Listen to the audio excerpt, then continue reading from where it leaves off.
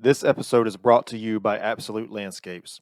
Absolute Landscapes is a landscape maintenance company that focuses heavily on commercial property maintenance. Call today for information about the services we provide and how we can best help you. 803-427-5944. Thing actually Yeah. starts. And like I said, if you look over to the side, it'll show you how our upload is. But Okay. usually don't have any problems out of that. But yeah, man, I'm excited to get you on here and talk to you. I know we talked last originally, and there was a lot of topics that came up that was of interest. So, Nick, if you want to just kind of maybe introduce yourself and say a little bit about yourself and kind of preface the conversation, it's typically how we kick it off. Yeah, absolutely. So my name is Nick Dyson, and I know when we talked previously, I was owning my own business that was called Liberation Consulting. We've actually, in the last couple of weeks, I've rebranded that, and it is Dyson Leadership. You might see that on the sign back here behind me, but that's kind of a new thing. So I do leadership consulting, training, workshops, public speaking. And I'm affiliated with Maxwell Leadership, which is John Maxwell's coaching organization. So we take his material, books, training, and then can go into organizations, businesses, churches, groups, or open to the public and provide training. For me, I've been a student of leadership, studying it, participating in workshops, training, all of that since I was about 16 years old. And so I've been in it for a long time. I've been in church leadership, owning my own business. I've been in many different situations, leading groups or different projects. Then on top of that, I'm also a business professor part-time. So I teach certain business classes for my local community college here. And I'm just a man of many hats. So leadership training, got faith background. I've got college professor background. You name it, I've probably dabbled in it just a little bit here and there for the last several years. I see that, man. That is a lot of hats. It is. It's crazy, man, because I feel like I might get this statistic wrong, but I think it's something like 60 or 65% of managers, not leaders, but managers, is like 60 or 65% offer zero or negative net value to a company, which means that most people who are managers probably shouldn't be in that managerial role. But I feel like it's like managers are more like a job, and like leaders is more like a role, if that makes sense. Like it's almost like you have to. It's a role to be a leader. You know what I'm saying? Like, I feel like anybody can be a manager, but it's very difficult to be a competent leader, I feel like. I completely agree. And what you're describing, and one of the things that I believe is the cause for that with managers not adding any net value to a business, it's referred to as the Peter principle, if I'm remembering right. But it's the idea of you pick somebody that's good at a job. Like, for example, you take an engineer and they're great at being an engineer. And you encourage them, they're growing, they're learning their skill set. Well, then you make them a senior engineer. And then you make them maybe a team lead engineer and then a manager over an engineering department. But their skill set is the technical. They don't have, or they've never been trained in the skill set of leading people, to care about the person and to encourage people, to motivate them, to coach them, to help them solve problems. They're just good at their task and their regular technical job. And so you end up with a lot of people in managerial roles who do not have the soft skills or have never been trained in the soft skills, which that's part of why I do what I do in training people, the leadership, communication, and their soft skills, because it's needed, whether that's for business or just personal life, relationships, whatever. It is something that's needed. But the way I always phrase it is management and leadership are not the same. One of them is a job. It is a role. It is a position that you feel. Leadership is not a job or a position or a title or anything like that. It is more of your lifestyle, your choices. It's how you live your life. It's how you have certain skills and abilities to connect with people, to relate to people, and to then add value to them. And that's one thing a lot of managers, I'm afraid, they don't really add value to people. That's just get this job done in this specific way, which is not really true, authentic leadership at that point, in my opinion. Yeah. No, that makes a lot of sense. And if you think about it, like if I think about this, because I have a business also, but I know people who have jobs in like bigger, really big companies. And it seems like the people a lot of times who do get promoted are the ones who do whatever the job is the best. But you're right though. If you do that job the best and then you get promoted to a role that like leads people, that's kind of like a different thing, It is. Um, and I feel like too, man, I feel like some of the best leaders that's ever existed, like they were not when it comes to the technical side of stuff, that's not what they're good at, Like that's why these that's why they hire people in for those kind of things because Right. I guess what this kind of boils down to, or maybe what I'm kind of getting at here is that a big part of leadership is like humility, knowing where because you're not going to be good at everything. Like there's no, Right. you can't be, you need to zero in on what you're good at is what I feel like anyways. But yes, it's crazy. And you say that's called the Peter principle? Yeah, the Peter principle. If I'm remembering right, I could be wrong. There's several principles in business and leadership Mm-hmm. that's taught, but if I'm remembering right, that's the one that specifically talks about the issue of over promoting people. Yeah. Where and kind of the argument with that is you might be better off keeping an engineer or somebody that's a technical minded person in their position, but you find the person that's got the right soft skills and you put them in management because they're going to be the one that's able to motivate people. They might not understand fully the technical side, but if they know enough, but then can be the people person to motivate and encourage and get people to follow through and put in the work, those people that are the technical minded, then overall the business is going to thrive and be more successful in those instances. So I'm listening to you, Nick. I can screen share for you really quickly. I think you are Mhm. right. I think this is the Peter principle is what we're talking. Can you see this right here? Yeah. Okay, so That's it. this is corporatefinanceinstitute.com. It says, what is the Peter principle? Uh, Common occurrence among companies where employees are promoted according to their current progress rather than for the skills and aptitude required for the roles they are being considered for. Yep. Which That's is it. exactly what we're saying. I mean, if they are promoted based on the evaluation of their current role and not, it's almost like not the role they're being promoted to, which Right. kind of sounds backwards if you think about it. But I don't know. So what would be? Do you know what the alternative to that would be? Like if a especially like a small business, like say a small business, were doing that. I mean, what would be maybe the safer? Is that the right word? Or the more? What would be The, better for the business to do versus promoting a person who's maybe not fit for that role? Because, like I said, sure. as a business owner, I'm genuinely curious about this. Yeah, absolutely. So generally speaking, what I look at is what is most beneficial, and as a business owner you have to look at that. Does it make more sense to keep your engineer or technical person? I keep using engineer as an example because I'm friends with a lot of engineers, so I Yeah. understand that.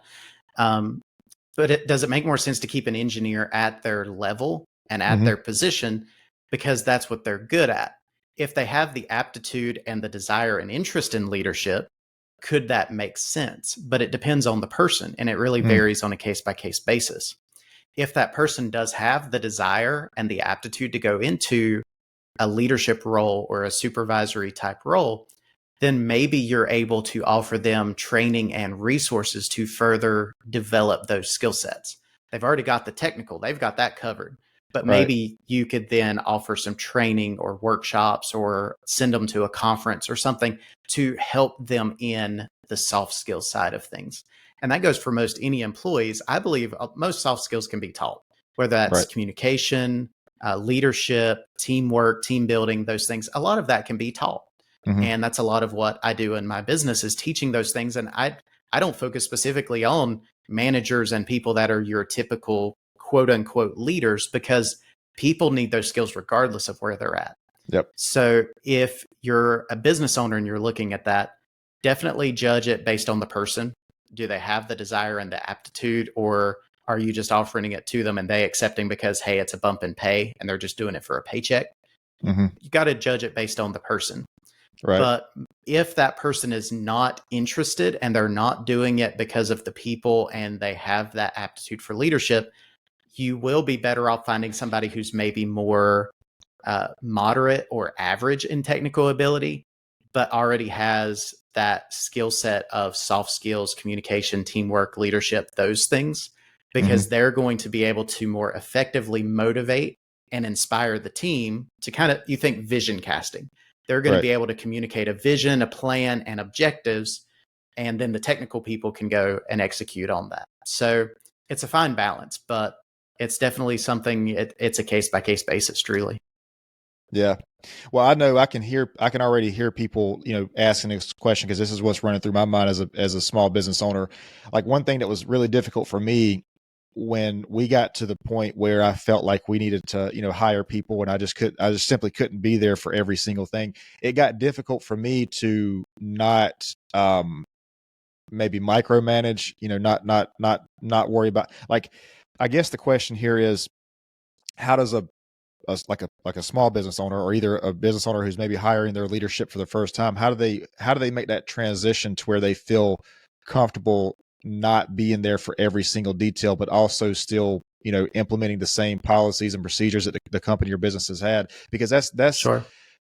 like I said, that was one of the hardest things for me, making that transition from a small, like one or two person operation to, doubling that, or whatever the case was. I know for myself specifically, that was one of the hardest things. And, you always hear, like, especially if you start a business and it kind of grows into something, you always hear that, nobody's going to do it the way you do. And you're going to always do things differently and all that kind of stuff. So I guess maybe I'm kind of asking for the advice I was looking for at one point. Sure. If that makes sense. So on that, are you familiar with the 80-20 rule? Yes. Yep. Okay. So the 80-20 rule also applies for business owners and leadership, and in hiring people, especially for entrepreneurs building up. And it's something I've even struggled with myself. So I'm more of a solopreneur. I post on social media, I'm recording videos, I'm editing videos, I'm doing podcasting. I mean, I'm doing everything just on my own, and it's a lot. And I've looked at expanding and handing some of those things off. So when I look at that, I have to apply the 80-20 rule, because it's been taught to me. And then I'm applying it to that perspective of, I may do it the way I want it to be done and the way that I see it as accurate, efficient, and good. But can I give it to somebody else and they do that job 80% as well as I can? Because if they can do it 80% as well as I can, then it frees up my time to go put more effort towards hopefully something that is more revenue generating, or I'm better at, or something along those lines. So if I can hand it off to somebody, even if it's not at an exact equal, the exact level that I hand it off at, that 80% is still going to be enough. But that person's going to be able to learn, develop, and grow to then continue that work. So they may start at 80% as well, but they may grow and be 50% better than you at what you're doing in a year or two. You don't know what the potential is, but it's really hard, because you have to let go of control. And that's the hardest thing.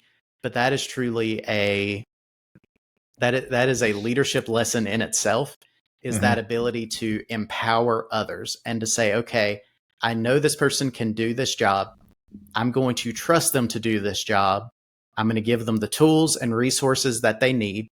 I'm going to hand it to them, and I will support them, but I want them to learn and to grow in that role. And it's hard. I mean, I don't know of anybody, especially entrepreneurs, who are building up something they're passionate about for the first time, or building a business for the first time, that they're going to be super ready and excited to hand off parts of their business. I don't know anybody that would.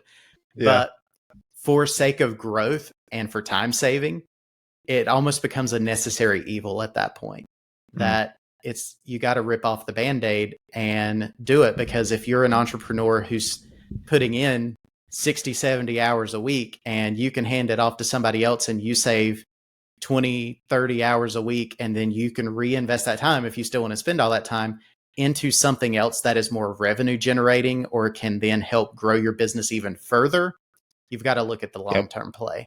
You've got to look at, if I make this decision now, even if it's painful and it's not ideal and I don't like it, I don't like letting go of control, but it doubles my business in the next 2 years or 3 years, I've got to do it.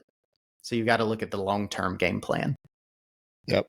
Well, it makes so much sense, man. If you look at it on paper, if you say, this thing that I hand off, if we're talking about the 80-20 rule, if this thing that I hand off generates whatever 20% of the direction of the company, it only makes sense to focus on the part that generates the 80%, but it's so hard to do it. Like, especially, when it was you for the longest time and it was only you, and then you slowly started adding people in, and then now it's to the point where you simply cannot be two places or three places at one time. And so if you want to continue to go in that direction, you have to cross that bridge at some point. But when you talk about it on paper, like we're looking at it from a bird's eye view, it just makes sense to do it that way. But it's just so hard when you're when you're there and you're in it. It's just difficult to do. And like I said, that was a big thing that I had an issue with. And then finding the right people too, Absolutely. Because what I've kind of learned is, just because, going back to what we were talking about a few minutes ago, just because somebody does their job well doesn't mean that they're going to be able to be in a role that leads people to do the same thing. And I guess we're kind of headed to a direction here that I want to ask, like, what is it that makes a good leader? Like, what is it that makes a person, like, what are the traits and qualities that make a good leader? Because I feel like, I don't know. You kind of have this idea that, like, there are natural leaders, like natural born leaders, and that kind of implies that it can't be learned. But I don't know if I necessarily agree with that. No, and I don't either. I don't buy into that philosophy. So I do believe there are people who have some natural abilities or natural tendencies that do help them learn and grow into that. So I'll share a personal example and story of this to kind of prove the point. So for me, growing up, and up until I was about 15, 16 years old, I was an extreme introvert. Social anxiety introvert. I would not talk to people. I would avoid people. I just was not social at all. And there wasn't any reason for that. I was homeschooled, but my parents took me to events and groups and social settings and pushed me to socialize and be out. They wanted me to. But for whatever reason, in my nature at that time, I would not go and do it. And when I was 16 years old is when I was given the opportunity to go to a youth conference that I was really excited for, but it was going to cost a lot of money. But I could earn a scholarship if I did a public speaking presentation. I would put together a PowerPoint, present it in front of judges, be graded. And if I won the district competition, then I would get a scholarship to go to this event, and it would massively lower the cost. Well, I hated the idea. I didn't want to speak in public, but I decided, okay, I'm going to try it. And it turns out that I was fairly good at speaking in front of people, but I was terrified at doing it. Like the nerves and shaking and stress of it, that was just immense. So I took what was my ability to connect with people, even what little bit that was, but I started working on my communication and growing it. So here now at this point in my life, that started back when I was about 16, I have zero hesitation or fear of jumping on a podcast or doing YouTube videos or standing and presenting in front of hundreds of people. That doesn't faze me at all because I've learned and developed over time. And communication is one of the most vital skills for leadership. And so was I naturally gifted at it from the beginning? You could argue maybe I had some tendencies that were good, but overall, I don't consider myself very naturally gifted in that way. A lot of what it was learned and developed over time. And so I don't think anybody's just naturally is instantly a good leader or a great leader. What you often see as characteristics of good leaders, though, to answer your question, and this will tie into that example, charisma is always a big one. The ability to motivate, inspire, and be a little bit more charismatic in your energy. And that's something that truly for me, that does not come naturally to me at all. Like I'm more of a calm, mellow person. I don't like to be, super active and energetic and pump people up. That's naturally not my tendencies. But I've had to learn how to do that over time in certain situations so that I'm not boring when I'm on a podcast or YouTube video. Because if I'm sitting here and I'm monotone and I'm not enjoying it and having fun, it's not good. Nobody's going to enjoy having me on. to talk. So I have to work on the charismatic side of things. But communication is vital. Being able to cast a vision and see long term is also important. And that's also something I don't believe anybody's born naturally to be able to see. This is what I envision 50 years in the future. And you see little Johnny running around at 10 years old and he's talking about what the great business and the people he's going to employ and all of that. Maybe. But generally speaking, you don't see that. What you see most often in entrepreneurs and people who do ascend to leadership roles is they were exposed to it, they started learning about it, they started growing in it, but then they took the necessary steps for personal development, the right maybe education, right networking opportunities, and they grew into that role. A lot of big CEOs even are not the super well educated or having the degrees from the prestigious universities, not all of them, but there's a large percentage of those CEOs who they just work. Nick, hang on. I don't want to interrupt you, but you're having a lag and your voice and your the video and your voice are having a lag. I don't know it says you got pretty good internet. Let me stop this and start a new recording. See, sorry about that. I just wanted to make sure we got all that. Yeah, you're good. I don't know about what time it started lagging. So if you want to maybe pick up, you were saying that, we don't usually see a 10-year-old kid that's envisioning all these things.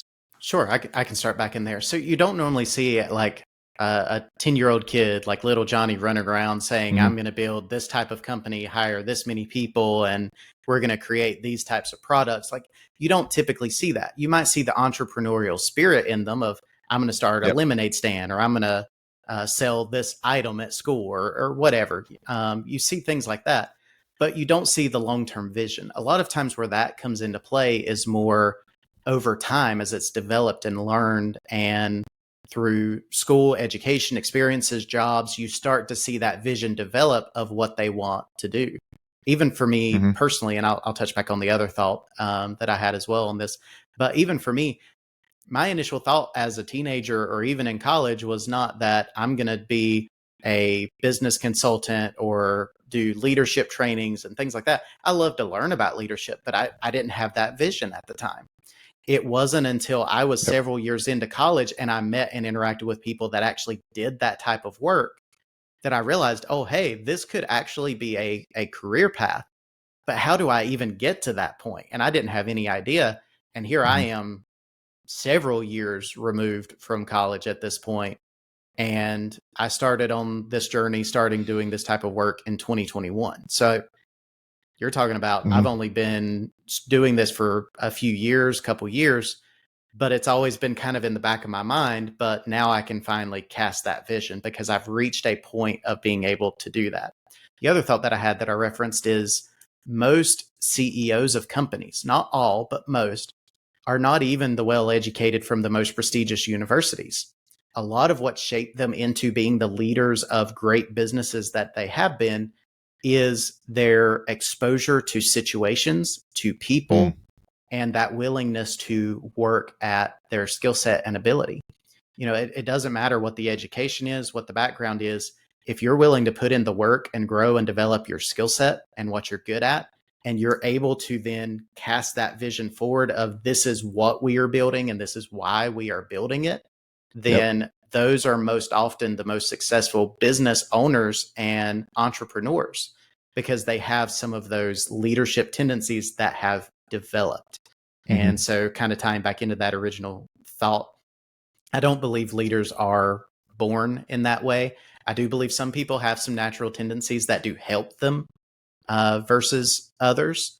But I do believe that leadership traits and abilities can be taught. And especially for me in my business, if leadership abilities can't be taught, then I would be out of business in a hurry. So it's definitely something I've got to, I've got to believe that. And I've got to make sure that's part of what I believe and I'm passionate about, because if I don't believe it and I'm not passionate about it, my entire business model is out the window and doesn't count for anything. Yeah, you mentioned something there that was really interesting, which was about like casting your vision, the CEOs casting their vision. And I think, and people have mixed opinions, but I think the best example of that is Elon Musk. You see these videos of him, sleeping in his Tesla factory and doing all this other kind of stuff. And he's just, it's almost like it seems like from the outside, I don't know, but it seems like from the outside, his vision is like pervasive in the company. You know, it seems like he's just, it has to make a difference, man, when you have a leader to that extreme that's like really, it's almost like they're dedicated to the vision, because I feel like a lot of CEOs are not the founders of the companies they're working for. You know, they're hired by a board or whoever, you know, and I'm sure you see in your experience, I've definitely seen with different places that a lot of times CEOs like come and go, you know, I mean, they might be there a year, 2 years, and then there's somebody else is brought in. But the people that found like Elon Musk, that if he founded the company and everything, and he's, you know, putting his vision out there, I think that's definitely a key trait. The charisma, I definitely agree with that. I think if you have natural charisma, that's got that. I mean, it certainly can't hurt you, you know, if you're trying to be a leader. And then what was oh, you mentioned something else too, that basically, so, and correct me if I'm wrong, but you said basically that you feel like you are able to, I guess, maybe be a better leader because you had to learn it. Was that right? You had to maybe, it's almost like you had to force yourself to get out of your, I don't want to say a comfort zone, but that kind of, to me, that kind of sounded like what it was. To an extent. So to really grow yourself and to grow into leadership or certain new opportunities, even as an entrepreneur, you have to step out on a area that's probably uncomfortable, because you don't know what's going to happen. You don't know if the business is going to be successful. You don't know what is going to be the future. But if it's something you're passionate about and you want to go do, you step out and you make that effort. So for me, it was the reference of the public speaking communication side of things. That was not something that naturally came to me, but it was through practice and repetition and learning and years of work at it, until I'm here where I'm at today, of jumping on podcast or recording my own YouTube videos and presenting in front of hundreds of people and different things. It doesn't bother me, the communication side of things, because I had to learn it and I had to go through that. So that's definitely an important thing for leaders, is that willingness to learn. And if I can, your thought on Elon Musk, I'll actually share this thought. I read an article one time, and it's perfectly aligned with your ideal and vision, where even Tesla, if you compare it to maybe industry standards, maybe their benefits are not as good as other companies. Their pay may not be as good as other companies. From a business perspective, you could pick apart and pick and choose different things. But one of the things that keeps most people working for Tesla, SpaceX, and those organizations that Elon Musk runs is because they believe in the mission of the company. They believe the vision that's been cast of, we're building towards a better future. We're building towards putting people on Mars. We're building towards these things. And they see that long-term vision. And because they buy into that, they continue to work for the company, even if it's not the best place for them to be. Yeah. Yeah, that has to, I see that. I see that connection there. Because I feel like, again, in my experience, dude, I've had a bunch of jobs, man. Like I've worked for like really big companies, really small companies. I've had a business for almost 10 years, but for the first, 5-6 years or so, I had another, like a job, like a steady job. And then I kind of did my business on the side and eventually got to the point where I could live off of it and, made the transition. But I've worked at a bunch of different places. And that seems to be, that's definitely a real thing. If the employees in your team believe in the vision, that's definitely going to make a difference. And then it's how they're treated too, man. Because I heard a quote one time, and I don't know where this originated from, but it's that people don't leave companies; they leave managers.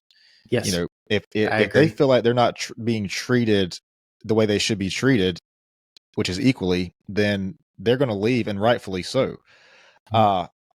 But so I want to go back for a second. So the reason I was asking you about this comfort zone thing is because I feel like a good leader is a title nobody should, like, you can't give yourself the title of being a good leader. You can just hope that you're doing the right things, and you can kind of self-evaluate. But I think one thing that I kind of, if I were to say, am I being a good leader or not? I think one of the key aspects would be, how am I handling difficult situations? how am I handle stressful? How do I handle stressful situations? How do I handle difficult conversations with my team? Because to me, that's one of the most important concept, key aspects of leadership to me. Because I feel like if you're the kind of leader that just like flies off the handle at every single thing, or if you're getting stressed out about every little thing, or if you can't have a personal, appropriate and respectful conversation with somebody, I feel like it doesn't matter how charismatic you are. It doesn't matter what direction the company is going in. If you can't talk to your people in a respectful way, I feel like to me, that's a major aspect. And that's kind of, I guess maybe that's one of the areas that I try to be the most conscious of, how am I handling these difficult things, these difficult situations? And the best way I've found to do that, and the best way I've watched and learned from other people being people like Jocko Willing, his whole philosophy is he has a very interesting mindset on things. I mean, he's got that commando military type mindset. It's that But it's Navy people SEAL like him. background. Yeah. But it's people like him, Elon Musk, who's just about lost his company. It seems like every single year that he was in business, and then he bounces back from it. But it's just like, how do you handle these difficult things? And I think the best way to do that is to be able to grow personally. I mean, it sounds crazy, but I feel like if you can overcome your own personal struggles and your own, whether it's self-doubt or whatever it is, if you can implement even if it's like a fitness routine or something to give yourself that personal, educate yourself, whatever it is. I just don't know how else you could handle those things. Am I making sense here? Am I kind of like, You are. So a couple things from my perspective, and this is the way I view it, is there's the leadership in the sense of it being traits and characteristics that a person has, which is what I focus on heavily, more personal development, professional development, that type of thing. And then there's also the role that leaders will step into. And so it is important to be able to connect and relate to people, because leadership is all about people. But at its core, I believe leadership is your ability to have a positive impact or influence on people. And so at that point, it's not strictly limited to business. Can you have a positive, significant impact on a spouse? Can you have it on your employees? Can you have it on your kids? If you're a person of faith, can you have it on those that are around you in your faith? Where do you impact and relate to people? And can you be a positive influence in some way, whether that's teaching them something, sharing something, being encouragement?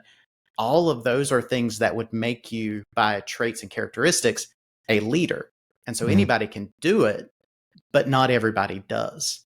And it's all about the person. So for me, self-leadership is where it starts. You can't lead other people unless you lead yourself first. And by that, it's you focus on, what can I learn in? What can I grow in? How can I become a better person? Is it a fitness routine? Is it a better diet? Is it that I want to read more books? Is it that I'm going to listen to more personal development podcasts and YouTube videos? What is it that will help you be a better person? And even those that are in a faith background, I can tie that in. Is it you read more of the Bible, or do you read or spend more time focused on your faith to grow it? And that's where it starts. It's that discipline and that initiative in yourself to improve whatever area of life that you're working towards. And it starts with you. And then once it develops and grows with you, then it can spread to other people. And so if you care about yourself and taking care of yourself, then you will then can care about other people and taking care of other people. So if you're investing, a lot of what you were referencing and talking about is what I would call emotional intelligence. You read that a lot in different things. If you are working on growing in emotional intelligence, being able to connect, have empathy, relate to people, to encourage them, and those types of things, to be a better people person, you're developing and growing yourself, but then it goes and impacts other people because of that effort that you're putting in. Right. And that I think that brings us back to the humility thing too, because in order to see that you need to do that, man, there's a word that a lot of us, and myself included, we want to avoid, which is accountability. Like what I mean, you if you can't specify the areas that you need to improve, then you're not going to make an improvement. And that's Yeah. something else that I've seen a lot with like these like enormous companies, that the people at the management level, some of them, not all of them, but it's like there's no accountability. Do you know how hard it is to go to a person and say, hey man, that interaction, what we did, how we handled that I didn't handle that the right way, I'm sorry about that. Like Yeah. that can be that can be tough to do. Or if you say, even if you just looking at yourself, you say, you know what, I'm not happy with this area of my life, I should be waking up 30 minutes earlier every day than I am, or whatever it is, man. It's just that I think I was talking to a guy a while back about this. He actually has a Facebook group about accountability, because I just feel like it's such a heavy aspect of this, because we can't improve unless we are honest with ourselves about the areas that we need to improve. Um, I think the only problem is, though, a lot of times, like, we get immediately defensive if something's brought to our attention, and I don't know, man. It's almost like if you're not, if it's almost like if you don't voluntarily see it, like the person just you have to kind of wait on them, to see it in their own timeline of their personal progression and growth. Yeah. But yeah, I think that's a big aspect of it. So you mentioned about like working and leading and like, I guess, working with like youth. How is that different from like adults? Because that's just that's such a crazy time, like, I Yeah, mean, it you're is. trying to learn the world, and like all this stuff's going on. And um so when you say you like, I guess maybe what's your goal with them versus like like if you were working with an adult? Mhm. I don't know what I'm really trying to ask here. I guess maybe what's the difference? Like, what's the goal? Sure. I kind of understand where you're going with it. So I look at it this way, is that leadership skills, when we're looking at passion, maybe an entrepreneurial spirit, Mm-hmm. or communication skills, the ability to work well with a team or to relate and connect with people, those are life skills, because they're going to help. Mm. If you're able to communicate better, it helps you in relationships, it helps you in business. If you're able to make connections with people, it helps you in networking, it helps you in school, it helps you in business. Like, it transcends just one area of life. So when I talk about doing leadership training with youth, it goes beyond that, because people have that conception that, oh, leadership is this manager title role type of thing, but it's really not. They truly have impact on their peers, their teachers. They're the future entrepreneurs, the future business owners, the future uh, workers in the workplace, their future politicians. Like, the youth are the next generation coming up in these Mm-hmm. leadership roles and positions. And so when we look at it, there really is a couple different distinctions. One thing is, you run into two different types of people as adults. You run into people who are willing to learn and grow, and they're open, that they have those recognition that, hey, I may have a blind spot, and if you can Yep. point it out and help me grow in it, great.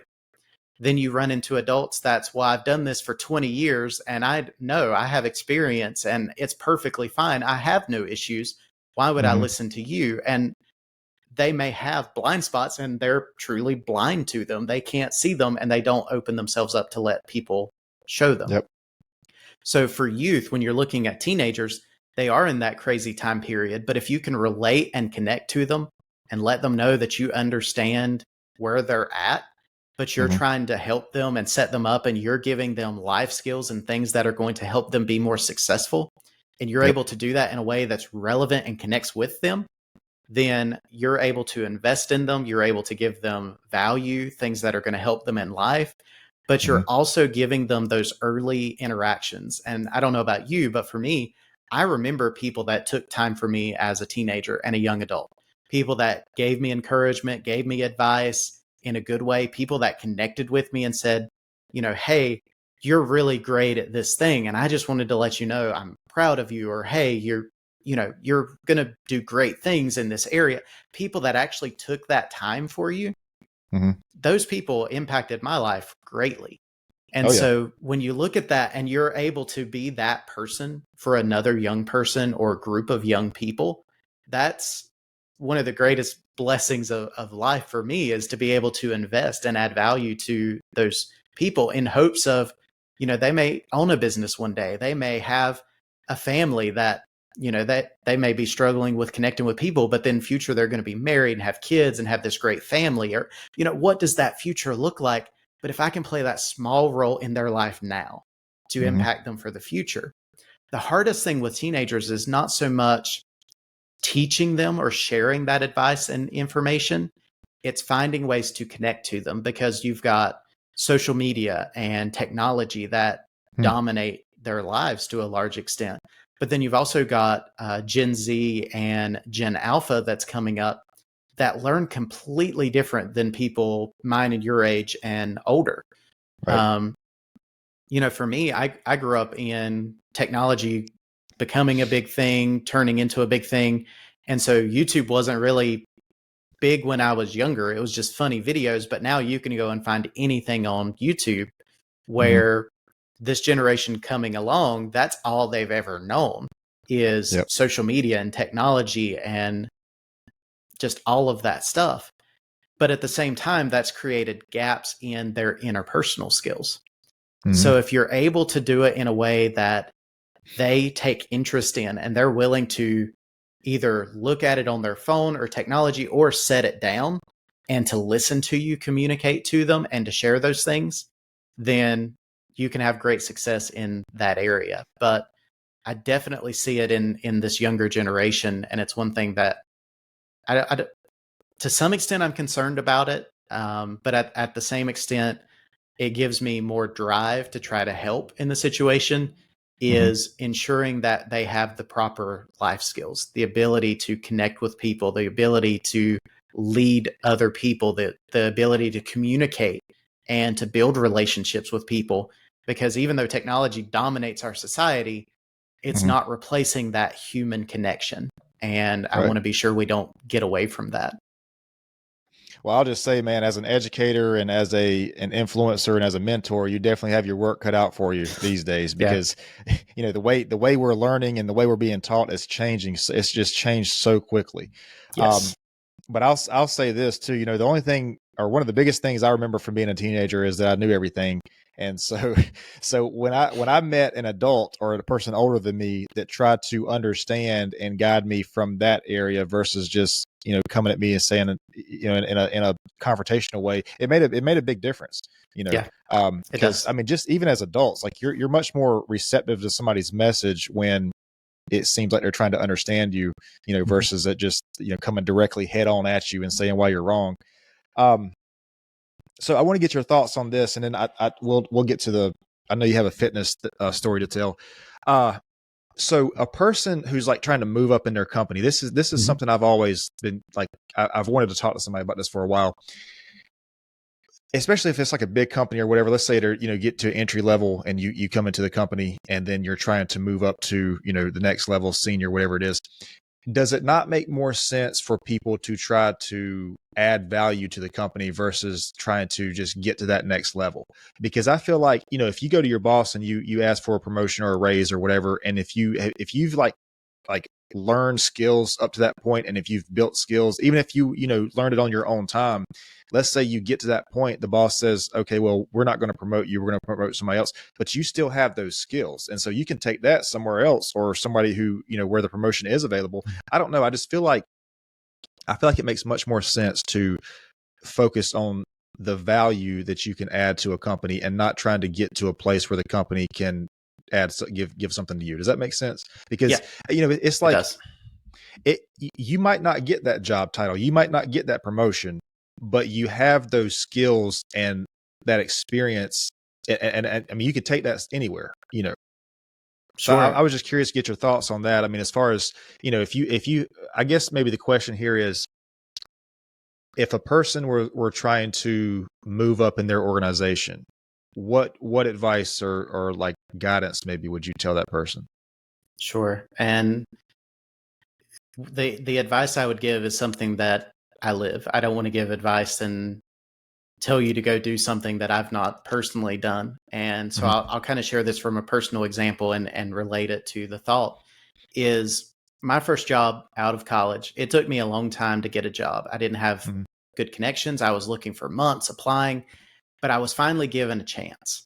And so because I was given that chance and given that opportunity, I wanted to make sure that I was a good employee, because first job out of college, I don't want to get fired. I don't want them to think I'm lazy or not doing my job. So I'm going to put in the work. And so if it was something that maybe was not ideal, it wasn't maybe in my regular duties, but I could do just that little extra to add value to my team, then as long as it wasn't something that would completely derail my day job, my normal stuff, if I could do that little bit extra, I would, because it added value. But the other thing that I did that was vital, and it's what I would recommend to anybody in that position, especially starting out work, is find every opportunity you can to learn. For me, I started in one job. They wanted me to learn that one job. And it was maybe 6 months into the job, I started asking questions. Hey, so as I have free time, when can I start learning about this? And hey, if I start having, some opportunities to learn this, or maybe you can put me on a project team that works on this over here, I could learn that, and that would be some additional skill sets. And so I was taking that initiative to piece together knowledge, so that after I think it was about a year and a half being on the job, and it may have not even been that long. It may have been like a year and 3 months. And this is me out of college, only working for a little over a year. I was already sitting in an informal interview for a promotion against people that had been with the company for multiple years, because in that one and a half years, I had taken more initiative to learn and grow and develop the skill sets needed to add value to the company. And ultimately, my decision at that point, because I was so young in my career and new in my career, I didn't move forward with the actual formal interview and application process. And I just said I wasn't ready yet, that it just didn't make sense with my life, things going on. I didn't want the added responsibility yet. But it surprised the hiring manager when my name was not on the list of applicants, to the point he reached out to my manager and said, "Why is Nick not on this list?" He crushed it when we were talking about all these things. He's got all the right skill sets, the knowledge, the initiative. He's got all of these things. But personally, I wasn't ready. But the advice for somebody that's young and getting started, if you take that initiative and you are learning, it may be you spend 95% on your day job, but if you could take that small little bit where you have that little bit of extra time or free time and invest into learning things that benefit the company, benefit maybe in the industry, or would benefit you towards looking at a promotion, those opportunities come. Because the company will, if it's a good company, I'll preface it with that. If it's a good company that actually pays attention to their employees, they will notice and take note of who's putting in that initiative to learn.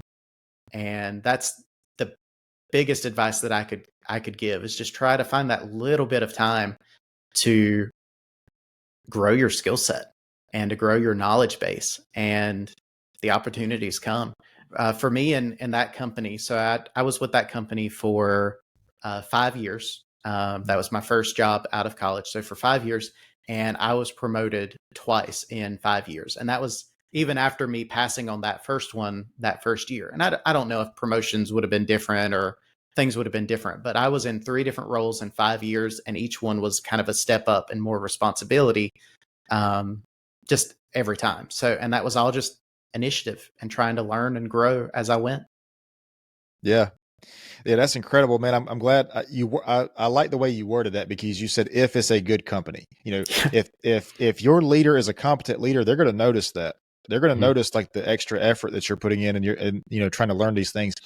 And to go back to what we were talking about earlier, you were not just doing your job well. Your day job, the technical stuff, as we referred to it. You're not just doing that stuff and then you were eligible for a promotion. You were going above and beyond, trying to learn things that were it sounds like maybe outside of your specific role. And that's what I'm saying, man. If you add that value, because even if for some reason the company you're working at is not, the leader is not competent or whatever, and they don't notice that, well, you still have that experience, you still have that knowledge, you still have that added value, to what you can bring to a company. So I think that was worded, beautifully. So to kind of change gears, you were talking about a fitness journey that you were on, a health journey that you were on, and you said you lost how much weight? So at Most when I hit the lowest weight that I was at, and I can explain the full story in a moment, but I had lost 120 pounds at That is one point. incredible, man. Yeah. So if you want, I can share kind of the story and run through how that all went down. Sure. Yeah, I want to hear about this. Okay. So this is going back pre-pandemic. So I was working and was going about kind of my normal stuff. And I had reached the heaviest weight that I had ever been in my life. And I remember, and I mean, people that are watching the video, you may see I'm not some skinny guy. It's not like I lost 120 pounds and I became skinny. I was extremely heavy. And so at my heaviest weight, I saw the number hit the scale and it just turned my stomach and made me sick. And I remember just thinking, and it was finally that realization of if I don't change and if I don't do something, this is going to harm my life. This is going to harm my health.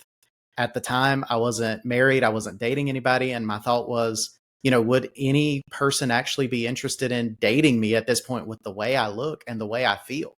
Like I get out of breath walking from my car into my business or the office that I'm working at to sit in a cubicle. Is that really healthy and good? And is that going to get me anywhere in life or any relationship or anything?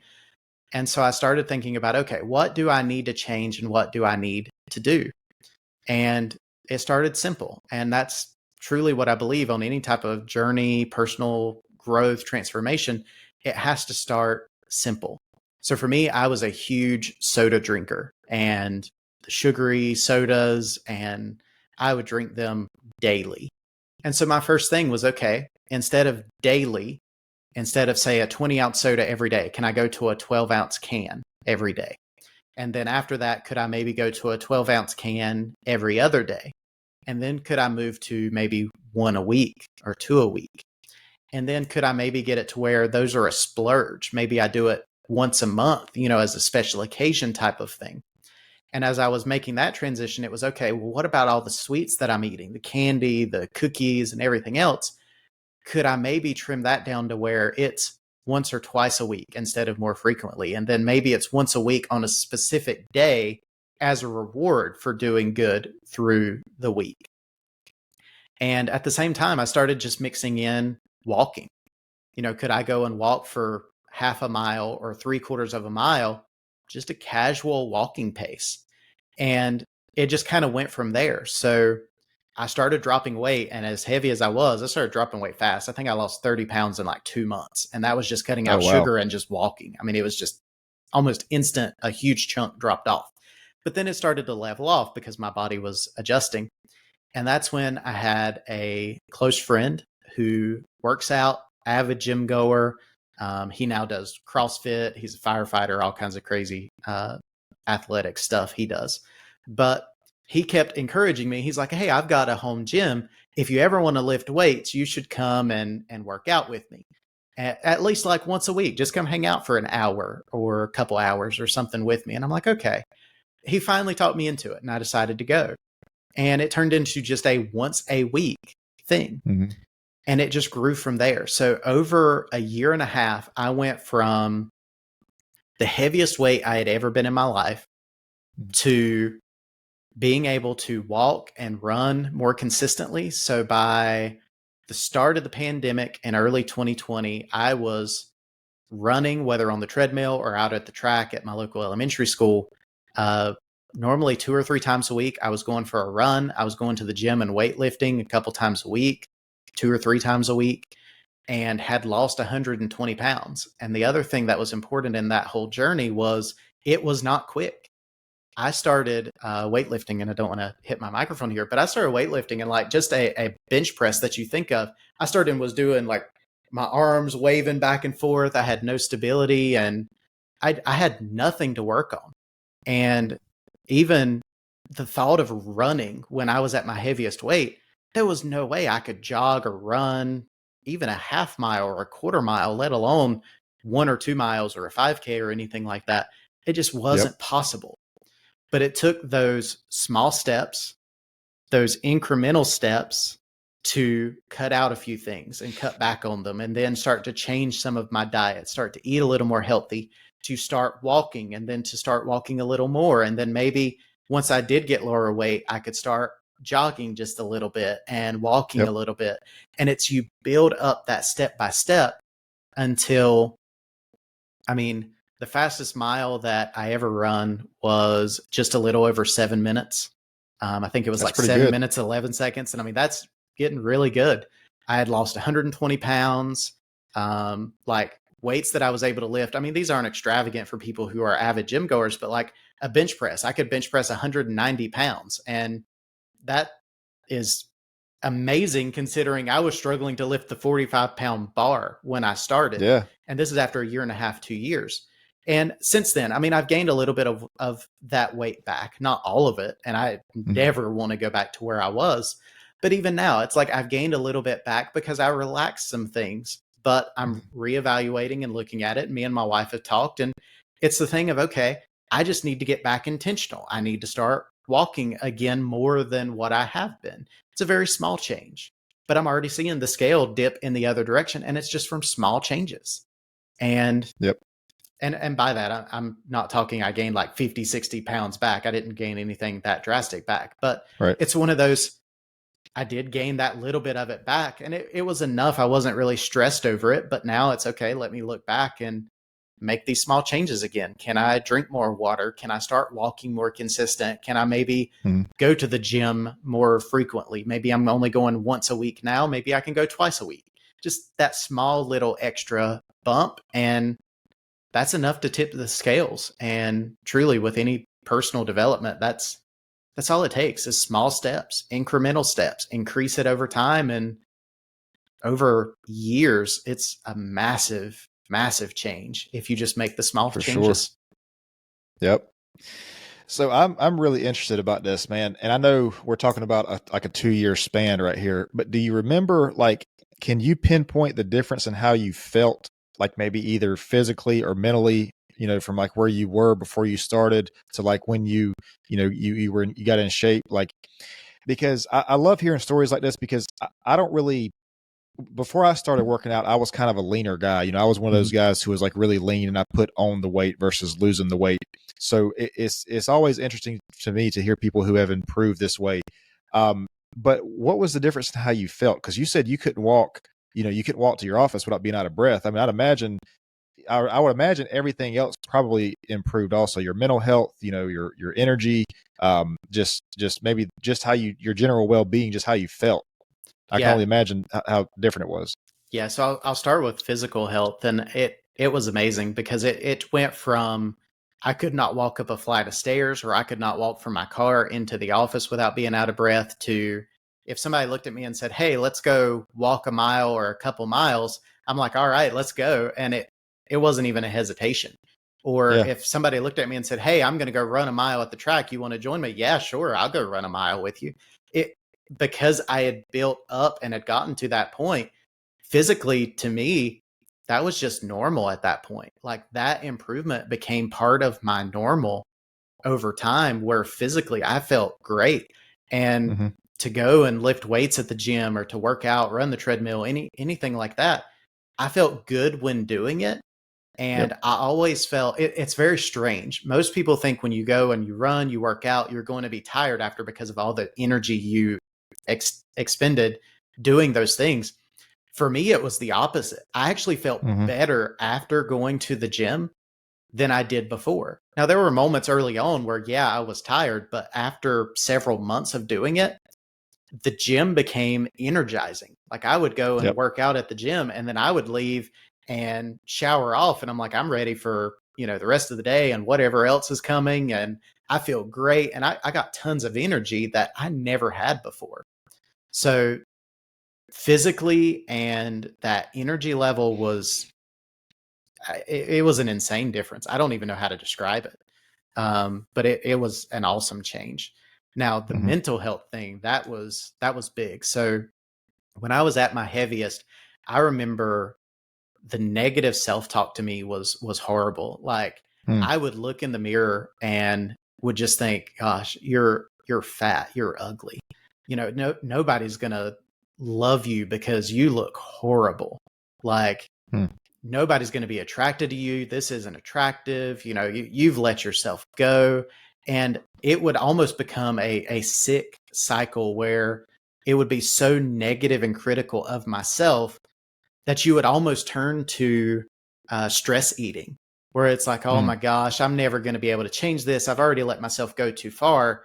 So I might as well go eat a bowl of cereal or a Pop Tart or whatever else, or get a soda and a candy bar. It's not going to change. It's not going to matter. I can't change my life. And it was that cycle of just turning over and being so negative towards myself. But it created social anxiety because I was always cautious where um, just being around people, I'm like, I'm one of the largest guys in the room, if not the largest guy in a room. People are going to look at me and they're going to see how I look and they're going to be talking about me. And that was not healthy. It impacted relationships because I lost confidence in talking to girls or trying to engage with girls at potentially talking and dating because I would already convince myself, well, they're not going to be attracted to me. I'm fat. I don't look good. And that's the way I looked at myself. And so I was super negative in that way in all these aspects. And I even remember there was one instance, it was not long before I got to that heaviest weight, but I went to an amusement park. And I remember there was even one specific ride I couldn't fit into the seat because I was so heavy. And that was embarrassing because the attendant had to ask me to step off of the ride and to get off while my friends were going on this ride and going. That was embarrassing. And at that point, Mhm. I never went back to an amusement park. And so when people would invite me, hey, do you want to go to this amusement park, this theme park? I would say no and avoid social settings in that way because I was worried, like, what if I get into this ride or this seat and I have to leave because I'm so heavy? And Mhm. so mentally, it wrecked me to be at that point. And even now at the weight I am now, the physical shape that I am now, even though I'm not super athletic by any means, I don't have hesitation. If somebody's like, hey, do you want to go on a hike? Or hey, do you want to go on a walk? Or go to the gym and lift weights? Or go to this amusement park in the middle of summer when it's hot and ride rides or whatever. I don't have any of those worries anymore. Those are completely Mhm. gone. And, in the process of losing weight, it wasn't long after I was around the lowest weight that I had gotten to where I'd actually met my wife. And Hmm. it was a situation where I had started talking to girls and engaging and starting to build different relationships with more people because I was more self confident just in my Right. appearance and my charisma and the way I was talking and relating to people, to where truly it completely changed my life, where mental health, physical health, relationships, ultimately getting married, all of those things kind of came out of that to some extent. So it was a Mhm. drastic change for my life over those couple years. Yeah, that's crazy, man. There's a couple different things I want to touch on about that. Yeah. Uh, you talk about this negative self-talk, and people have different beliefs. They believe in different things. There's a whole theory about how we like how what we think influences our life. Mhm. But I think one thing that is simply not debatable is that the way you speak to yourself, I mean, you see it, you just said it in your own story. The way you spoke to yourself influenced your life around you. Yeah. Whether these things were true or not, that's not the point. The point is the way you were talking to yourself and the way you thought about yourself and the things you were telling yourself. I mean, it's almost like your mind was already made up on how people were going to interact with you based on what you said to yourself. And I think Mhm. that's such a critical thing because I think that's something that kind of gets overlooked. We don't necessarily think about that as much as we should. And so, I mean, you kind of can say that your mindset influences the world around you, but it definitely influences the way you think the world sees you. And the problem is like these kind of things. So let's say that you have, you had this thought process of that, nobody's going to find you attractive, whatever. And I'm not saying in your situation, I'm just saying anybody in this general situation. Okay, you have this thought process where you go interact with a woman or whoever you're interested in, and it's a negative interaction. Well, first of all, even if if you see yourself as an attractive person, every interaction that you have is not going to be a potential, date or whatever. Sure. But if you see yourself this way, you're going to start thinking, oh, well, this is how and so it's almost like a self-fulfilling prophecy. It's you see these things, and then it's just a negative feedback loop of these things, and then that just makes you feel even worse. So that self-talk is a critical thing, man. But I think you mentioned something else too, that yes, you getting in shape was kind of like a major improvement, I guess you would say, in your life. But it's like every day that you try to do that, every workout that you try to do up to that point, you just talk about how good you felt. And I've always said that the journey of wherever we're trying to go, the journey is the prize. The end result is it can be a byproduct of that, it could be a positive byproduct, but the journey that we're on is the prize. So when you get to the gym every day, and you go to the gym, or even if it's not the gym, education, whatever it is, if you do that thing every single day, and you're proving yourself to yourself, and you're proving to yourself that I can improve, I can make these improvements, I can change myself, that is what I think transforms you. Because we talk about being self-confident, I think that's almost what the definition of confidence is. When you can prove yourself to yourself, you learn to trust yourself. If you say, hey, I'm waking up at 6:30 tomorrow, and I'm going to work out for 30 minutes before I start my day. If you say that to yourself and you do that, you're proving yourself to yourself. You're better able to trust yourself and learn and lean on your own guidance and intuition, and say, you know, I might be 2 years or a year and a half, or maybe even 3 years away from my ideal fitness level, but I'm doing these things every single day to improve me. And this is what I'm going to do. There's nothing that's going to stop this. I'm doing this for me. I'm going to make this improvement. And I think that's where part of that good feeling comes from. You get in there, and because I can't tell you, man, how many times I have maybe not wanted to go to the gym, but when I don't want to use the word force, but that's almost what it is. When you force yourself to do it, you always end up feeling better afterwards. Yeah.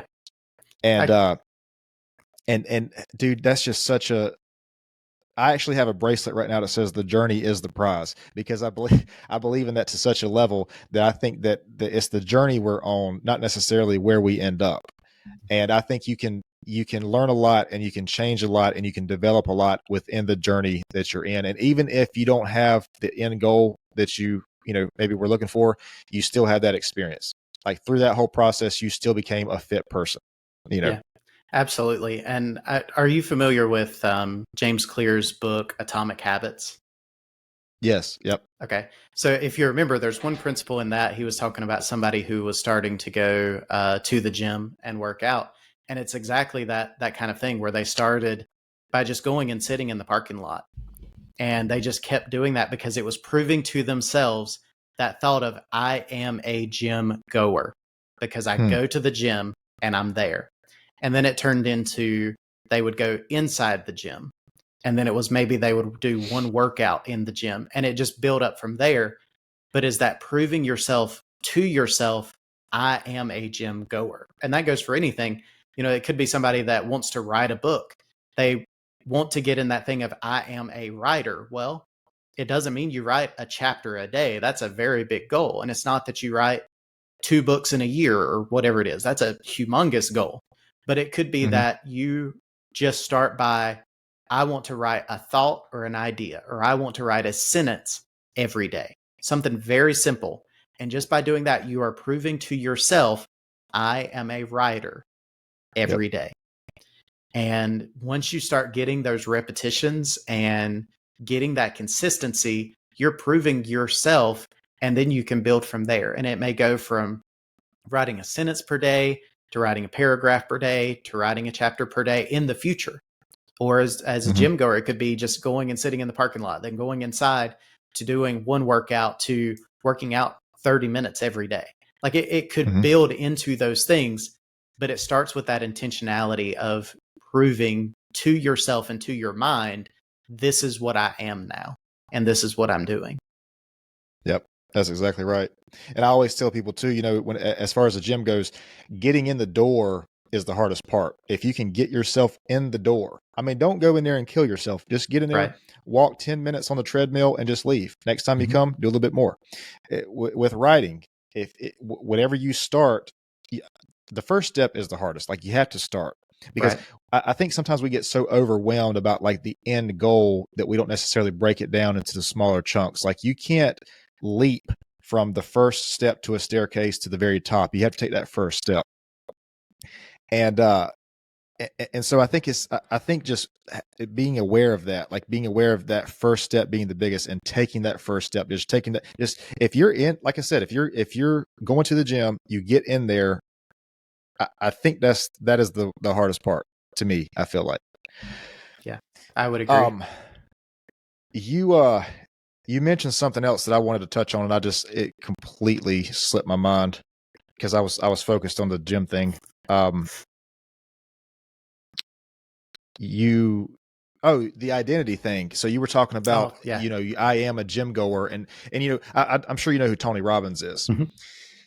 Tony Robbins is huge on this identity thing. I think he has, if I may misspeak here, but I think the way he says this is if you have a person who smokes cigarettes and they say it's been X number of weeks or whatever since I've smoked a cigarette. Tony Robbins says that's very different than a person saying I am not a smoker. Yep. Because it's like the identity that we take in this. If you say I am X, Y, or Z, or you say I am not X, Y, or Z, I think that's very, going back to the self-talk thing, that's very powerful, man.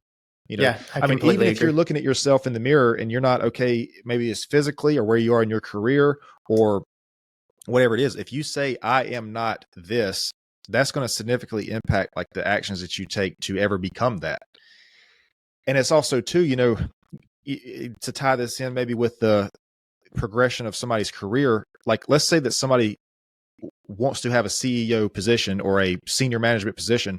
Well, are you a senior manager? And I don't mean the title that you currently have, but are you a senior manager? Look at these people. Look at what the CEOs do, the senior managers do. Are you that person? Do you work to the same extent? Do you take care of yourself the same, or do you have the same mentality? Because you can be in a role that's not necessarily that role, but are you that person is what I'm trying to say. Like, are you doing the things these people are doing? And that kind of ties in the whole identity thing, man. But I'm really big on that too. Yeah. Basically being direct with yourself and just saying, maybe I'm not this person yet. Mhm. Maybe I'm not who I want to be yet. But that implies you can be there.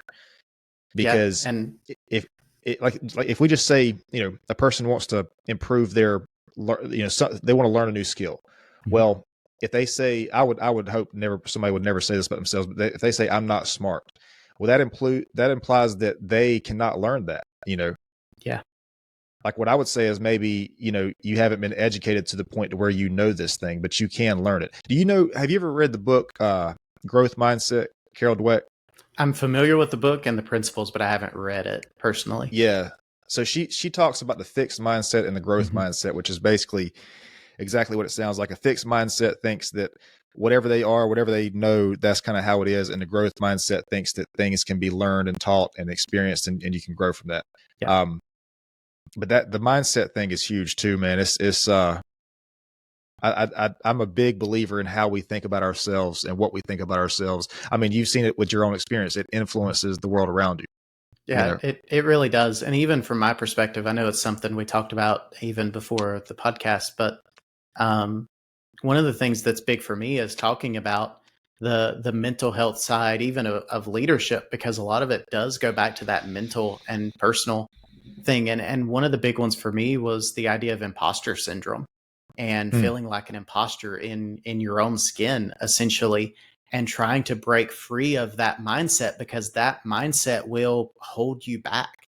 And so that's even something I'm working on my end, is actually writing my first book. And that's going to be the premise of the book, is talking about imposter syndrome, because I've been there, I've lived it, I've come through it, still on occasion struggle with those thoughts, like many people do, many entrepreneurs, many leaders, many successful people. It's a very real thing, how we talk to ourselves, how we see ourselves, and how we think about these things. So we have to talk about it and address it. Goes back to the accountability talk we were having, where you have to be able to see and recognize these things to address them so that you can move past them and overcome them. So that's something I'm Now, very passionate about. when you say imposter syndrome, I want to make sure I understand correctly, because what comes to my mind, I don't think this is what you mean, but what comes to my mind is like, if a person has a certain goal or place they want to be, and they act as if they are that person, so they try to grow into that position. That's not that's not what you're talking about, right? That's not. I understand where Okay. that thought is, because that word imposter can be used in a few different situations. And I've even heard some leadership experts and people that don't even want to refer it as that, and they focus it on the self-talk. But at the same time, not referring to it as imposter syndrome, I feel like is a little a disservice to people that do see it that way or do feel it in a more extreme way. So I do tend to use the term. But it's the idea of the fear of being found out in some way, that you're doing a job or you're in a role. For myself, here's a good practical example. I'm starting a business, an entrepreneur, in doing leadership training and workshops for people. While yes, I do a lot with youth and young people, I do also do some things with adults. But there are sometimes early on where those imposter syndrome type thoughts of, well, why would anybody listen to me? Because what do I know that I can tell them? Aren't they going to have more experience? Aren't they going to have more knowledge?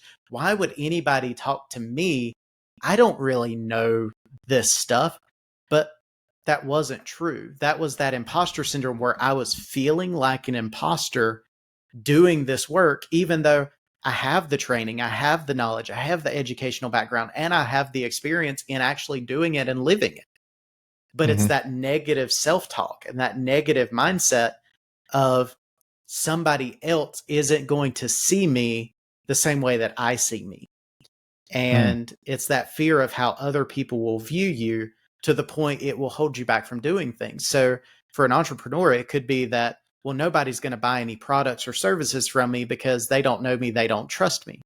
And you're looking at it, well, I can't really be an entrepreneur because I'm not entrepreneurial, or that kind of mindset. Or another instance is, maybe as a writer, I'm writing a book on imposter syndrome. And I'll be honest, the idea was there long before I started writing the book. But there was some of those imposter syndrome thoughts that were, why would anybody buy a book from me? I don't have any credibility. I've never written a book before. Why would somebody buy this book? But at the same time, if I've never written a book before and I'm worried about that giving me credibility for somebody to buy a book, I'm never going to write the first book. I'm going to let that negative mindset stop me from even starting, where people might actually get the book or read the book, rent it from a library, whatever, and it might actually help them with their negative self-talk and the feelings of imposter syndrome. But if I let mine overwhelm me, then I'm not going to actually get started and do something that would help others. And so that, I think a lot of people struggle with imposter syndrome, and it's a negative self-talk, negative mindset that stops them from doing maybe what they feel like they're supposed to, what maybe is a life's purpose, what's a dream that they've got, starting their own business. But they let this feeling of, I'm not worthy or I'm not good enough, from them actually getting started.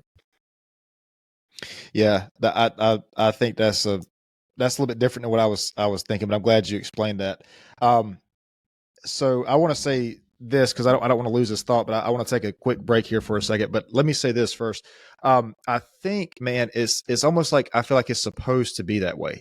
If you're going to follow a passion or a dream or a goal that you have, I think you're supposed to be right there on that edge of like, okay, well, like, I'm pushing myself to do this. I don't feel like I am this person, but I have an obvious drive for this, that I think that if I can do this, like I can write this book, or I can make this album for this music, or I can start this business, or whatever it is. It's almost like we're supposed to be right there on the edge of that, where it's not going to make sense to other people. Sure. What you're trying to do is not going to make sense to other people, and it might not even make sense to you. Like, you might not even feel like you can do it. But I think if you're passionate about something, I think that's almost kind of how it works. Like, I think it's because I can't imagine every single person, going back to Elon Musk, I can't imagine him being completely confident in himself with his first company and say, like, this is who I am. I'm going to make this company. It's going to be, I think PayPal was his first company that blew up.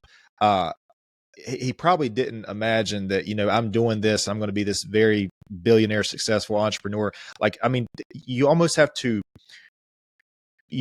put yourself in those positions and put yourself in those roles. And I don't think those things come easily or not. Like, it's not like you're okay with that. Like Tony Robbins, I imagine he's felt this very same thing to what you're talking about. And in fact, he's probably spoken about this before. I haven't seen or heard a video where he has, but it's just what I'm kind of getting at here. The idea I'm leading up is that it's easy for us to see these people who are quote unquote successful, but we don't, sometimes we forget that they're just people too. Yeah. They're just people. And these people that we admire, these people that we look up to, I mean, they're just normal people who did extraordinary things, Yep. and they found that fire and they found that passion and they pursued that thing. And I mean, I think I'll just say this, if you don't feel like you're on that edge, if you don't feel like what you're trying to do is something that maybe I guess for lack of a better word, you're questioning whether or not you can do it, I don't think you're doing enough. Yeah. I don't think you're pushing yourself enough. To kind of reinforce that idea too is there's several studies from psychology that have even shown that it ranges depending on the study. You could see 10% of people struggle with it, up to 80% of people struggle with it.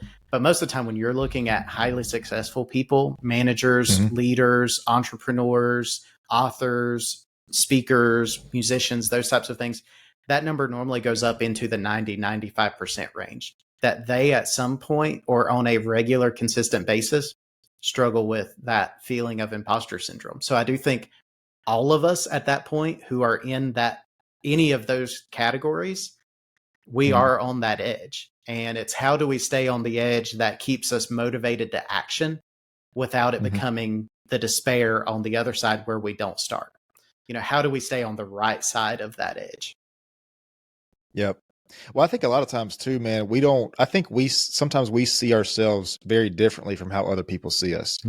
I think sometimes even that, there's this quote that says, if you don't believe in yourself, sometimes you have to borrow other people's belief until you can believe in yourself. Yep. But I think sometimes, man, that people see things in us that we can't necessarily see in ourselves because maybe we're just stuck in our own heads or we got this negative self-talk situation going on or, whatever it is. But I think a lot of times, if we were to just give ourselves a chance, just give ourselves the benefit of the doubt, just have that little bit of belief in ourselves, I think we'd actually be surprised at where it could take us.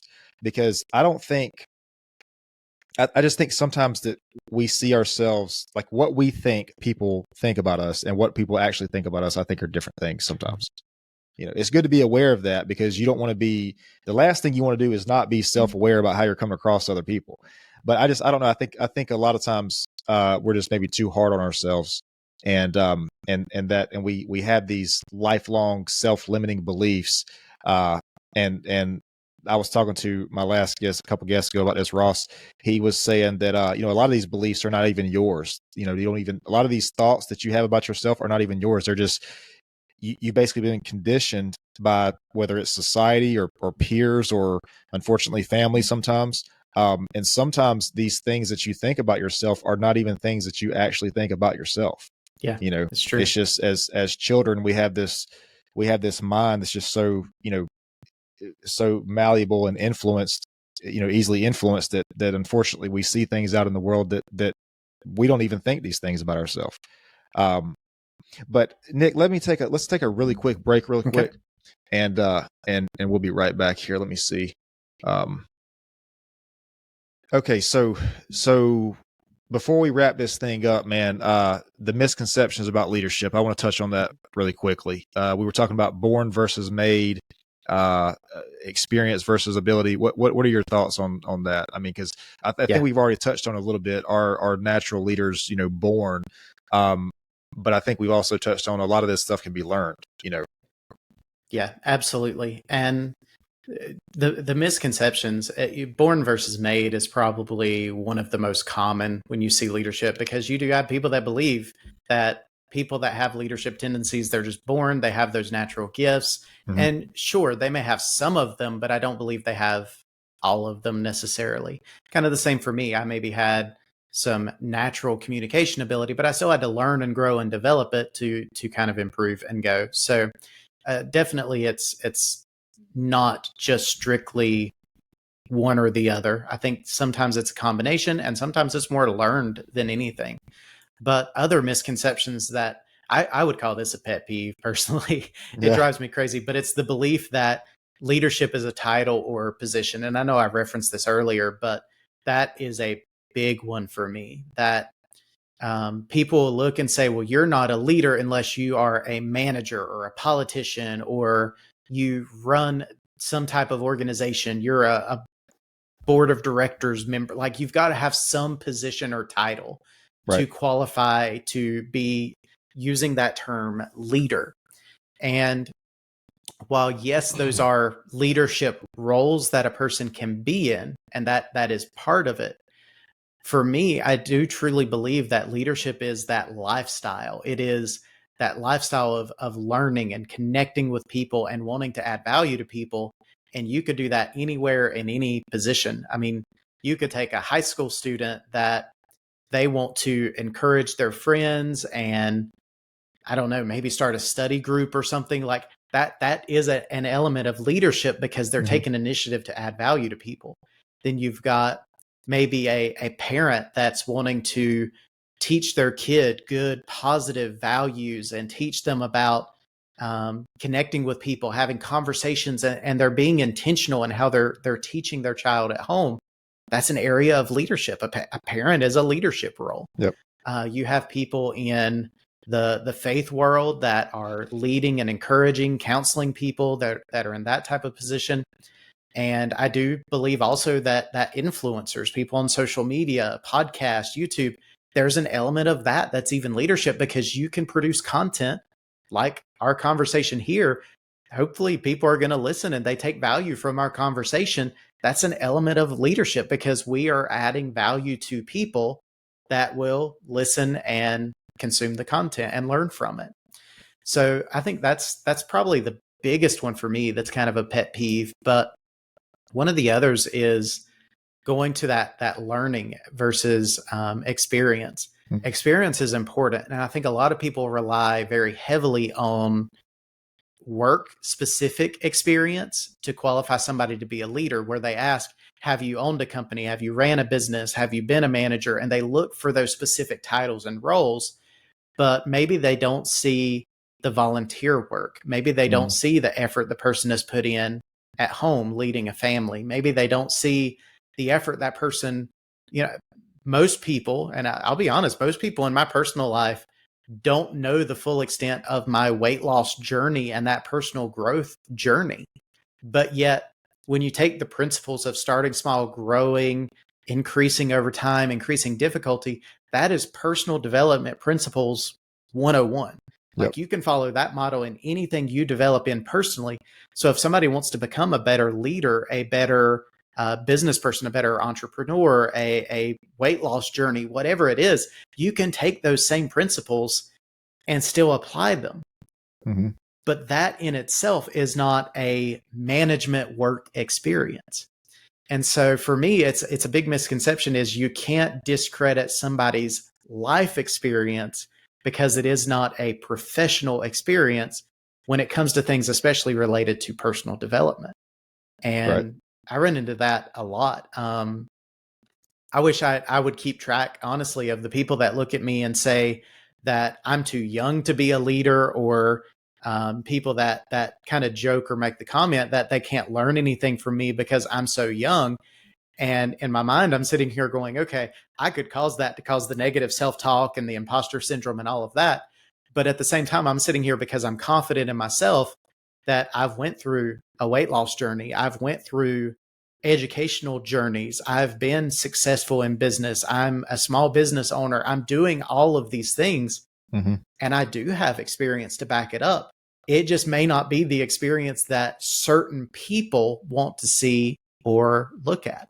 And so I think that's kind of a misconception too that I run into quite a bit is people look for experience or certain things in a certain specific way, and they're not open to other life experiences that people have that truly give them wisdom and insight and knowledge that they can share. Yep. Yeah, I think, just my personal opinion, man, I think the things that you've been through and the journey you've had, I think that's one of the things that maybe does qualify you as a leader, you know, because people can make a joke about your age or whatever it is, but the thing is that you have went through your own journey, and you've overcome this thing that is very difficult for a lot of people to do, and you've done it, and you've proved yourself to yourself. So to me, my personal opinion is that is one of the things that might qualify you for that.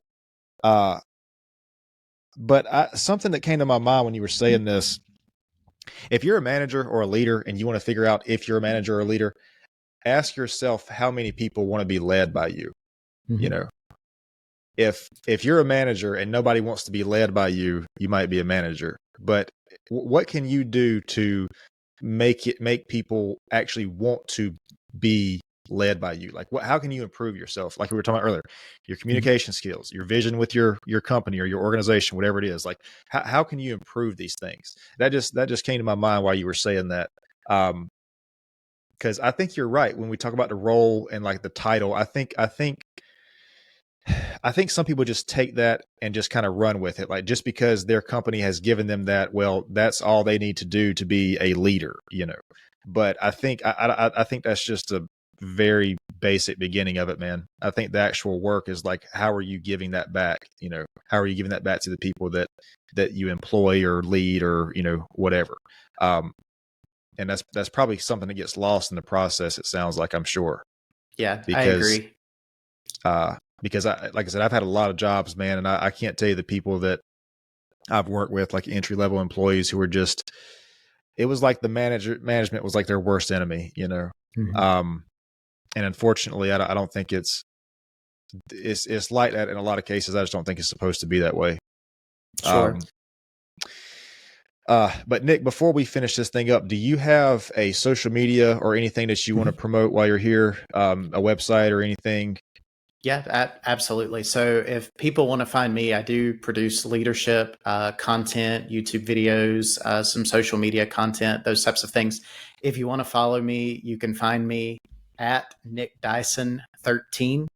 And that's pretty much on any social media platform, Facebook, Instagram, TikTok, you name it, you can probably find me under that handle. For YouTube specifically, if you look for Nick Dyson Maxwell Leadership Certified Team, or you could probably just search Nick Dyson Leadership, something like that, I should come up. As far as I know, I'm the only Nick Dyson doing leadership on YouTube, so should be fairly straightforward to find me. Look for more content coming soon. I'm actually hoping to launch my own leadership podcast, hopefully next year, as well as, writing this book on imposter syndrome. I'm hoping that's going to be out next year. So people want to follow along and follow me on social media. I'll have plenty of stuff coming soon, hopefully. So definitely, that's great, man. Definitely good stuff. Yeah, definitely. Let me know when all that stuff launches for sure. Mm-hmm. Did I misunderstand? Do you do some type of coaching, online coaching? I do. So if people want to find out more about that, there's a couple ways you can find me. You can go to johnmaxwellgroup.com/Nick Dyson.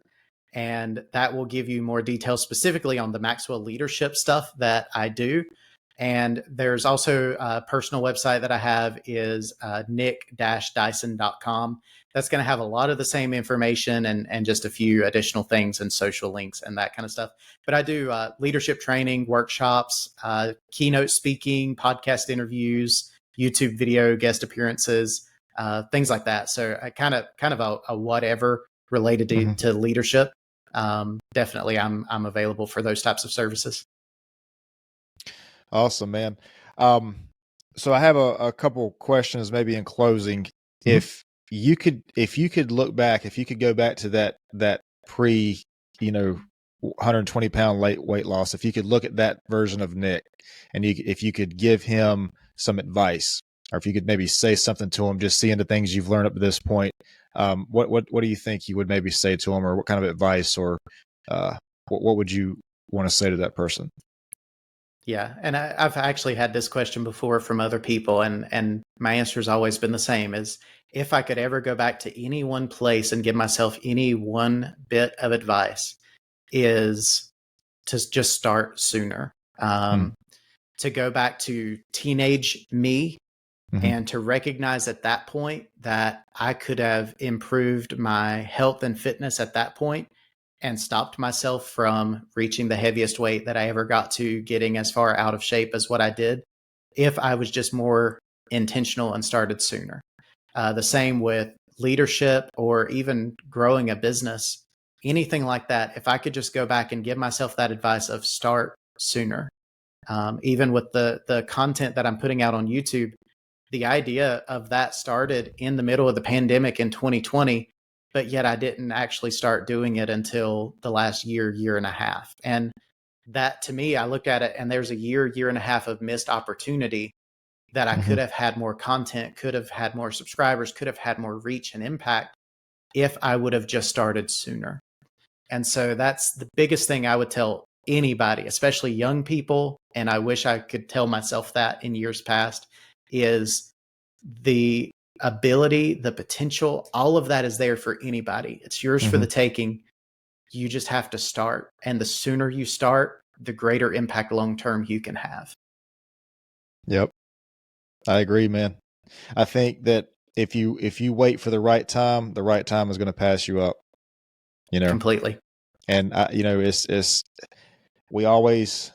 it's like we want to have the perfect time, we always wait for the perfect time. But I think, man, I don't think those times ever come. It's not like I don't think you're ever going to be fully ready to do that thing that maybe you feel like you want to do, but maybe it slightly scares you, maybe it makes you nervous or whatever it is. But sometimes, man, you just have to, jump head first, just go Dive into in it the deep end and learn how to swim. That's right. Because look, when it comes to sinking or swimming, like, you'll be surprised how fast you learn how to swim. Yep. For sure. To bring up Tony Robbins again, he says if you want to burn the islands, or if you want to take the islands, you have to burn the boats. Yep. So Nick, one last thing, if and maybe you just touched on it here, what would you say is like the most valuable, or one of the most valuable pieces, or most valuable lesson you've ever learned, or maybe one of the most valuable lessons? I would say probably the most valuable lesson, and it does tie into a lot we've talked about, is self-discipline and investing into yourself has the greatest return in whatever you're doing in life. And that's, if you invest in yourself, your knowledge, your skill set.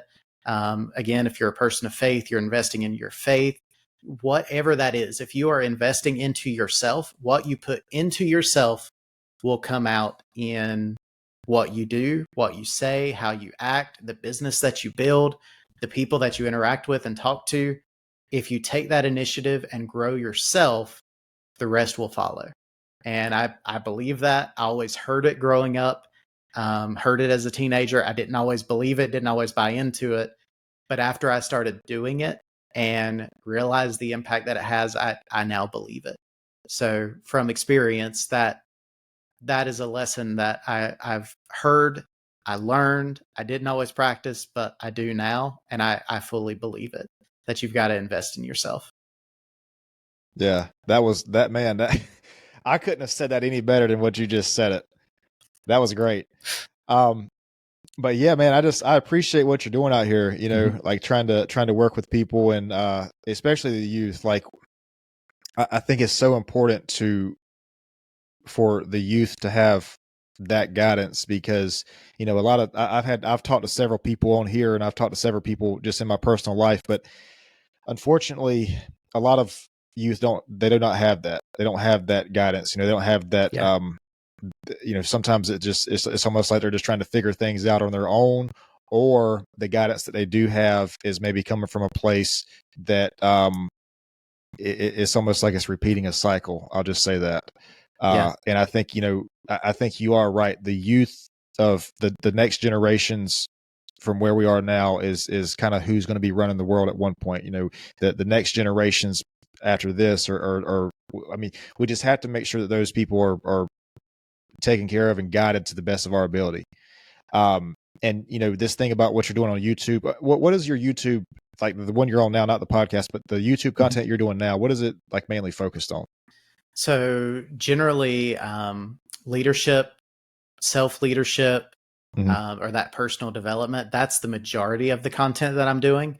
Okay. And it's more general. So it can be applicable to church leadership. It can be applicable to business, entrepreneurs. It can be for youth. It's really a whoever. Most of the things that I'm trying to talk about on my YouTube channel are just core leadership principles or reflections or thoughts that anybody can take and listen to. Okay. Well, yeah. So you're using your platform for people to better themselves and better their life, and that's just an amazing thing for me to see, because, like I said, I don't think there's enough of that in the world today. I think that social media can be a really good thing if we use it the right way. I think there's a social media can be bad for us if it distracts us or whatever. But as far as staying connected, man, and learning things like podcasts, YouTube channels, I mean, we have so much. I've talked about this before. We have so much information at our fingertips, and it's almost like these days in 2023, if we are ignorant, it is because we choose to be that way. Yep. Because I mean, there's so much out there that we can learn, man. 50 years ago, or even probably 10 or 15 years ago, this kind of thing didn't exist. We didn't have this long form. I mean, if you did, you had to go like to iTunes or something and download something specifically. Right. There wasn't, you didn't have like 5 different apps where you can access all of this stuff at one time. And I think that we have to take advantage of that. I mean, the time we're in now definitely has its flaws, and we definitely have things to work on. But as far as like education goes and learning things, I think we're in one of the best time periods for that, yeah. And it's just, and you have people like you who are trying to put your idea out and to make your contribution. And that's just, you're taking your own journey, and you're hopefully, you're hoping that people can learn from that, which I think they will. And, that's just incredible, man. So I love to see that. And I'm not trying to flatter you. I'm actually saying, like, this is I don't know. I have a passion for personal growth, and I love to see other people, doing the same thing. Cause unfortunately, some people, man, when you talk about personal growth, it's almost like